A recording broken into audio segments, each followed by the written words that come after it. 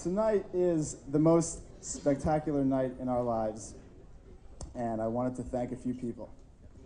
It's my mom and dad. I would say it's my dream in life to be a rock star. But really, it's my dream to be you. You are the two smartest people I've ever known. Not because of what you know about business or therapy, finance or art, but because you know everything there is to know about living well. And what knowledge could ever be more important than that? You taught me it's the little things that matter the most, and to take every opportunity to make something special. You taught me to work hard for the things I want, to live the life I want. You taught me more than any teacher, anybody, everybody. Dad, the night before my bar mitzvah, in this very same room, over there, you gave a speech of a father and son climbing a mountain. And the son said to his father, "Be careful where you walk, because I'm following in your footsteps."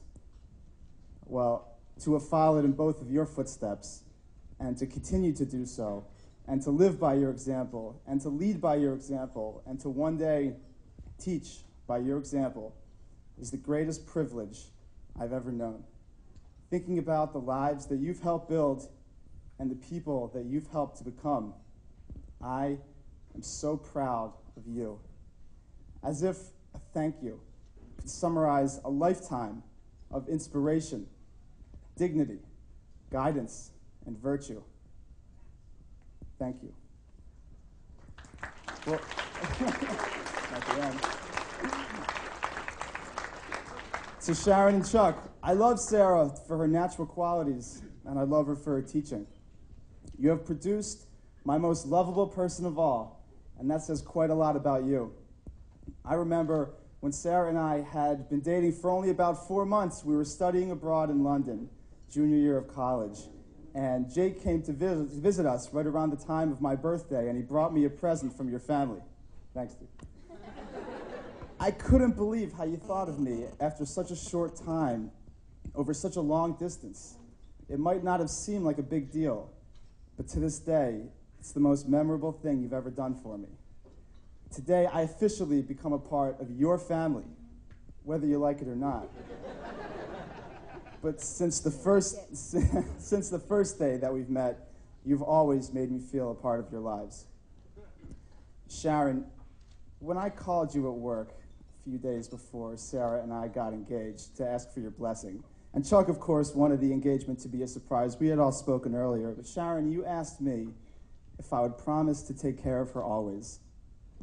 Well, although the right answer was yes, we all know that's one promise I would never have to make, but will live my entire life to keep to you both. And that brings us to tonight. I'm standing here at our wedding, looking out at this party, which needs no description. We can all see it. We're all here. But most importantly, I'm looking out at almost everybody in the world who I know and love. Everybody sitting together in the same room celebrating happiness. And that's just about the greatest thing I could ever have. And so thank you for tonight and forever. I know that looking back on this day will be as wonderful as looking forward to it. And to my bride, you never need diamonds to sparkle. And you look the best with a sweatshirt and messy hair. But the way you look tonight gives me a feeling I've never had. I know every inch of you, but tonight you're not the same. You never let me see pictures of that dress, and of course I didn't want to, but it wouldn't have mattered. I don't care what it looks like in a magazine or on a rack. Really, it's just a bunch of cloth. But when you put it on, it becomes you, my bride, on September 2nd. And that is not something that can be printed on paper or sewn together. Unfortunately, the mind is just not strong enough to remember how amazing you look tonight. But I will not forget this feeling I have right now from seeing you wear every bit of your love on the outside in the form of a perfect ivory gown. Sarah, I can't even remember life before you. We met on the first day of college, and we were immediately friends, but we didn't quite get it. 2 years later, we started to figure it out, and then there was London. London was where we discovered each other and ourselves. London was where we became the people who we are. And London, Sarah, is where I wrote this speech to you. But no matter how great of a time... It's true. No matter how great of a time we had in London, we always said we could never live there because it's always so gray and rainy, cloudy and cold. But the truth is, I could live in London if it meant living with you. I could live anywhere, anywhere, if it meant living with you. Because you are my brightness. You're my favorite song.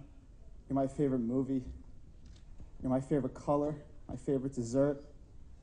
You're my favorite time of day, my favorite bride, my favorite job, my favorite word, my favorite place, my favorite reason.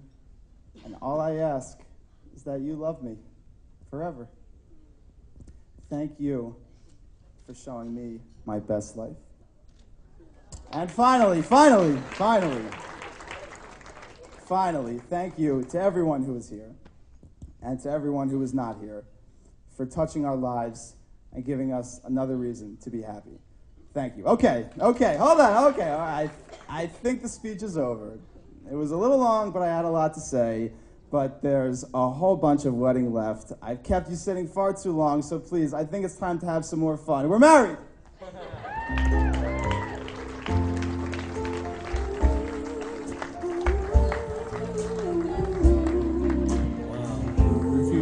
Top that. This song comes close. Come dance.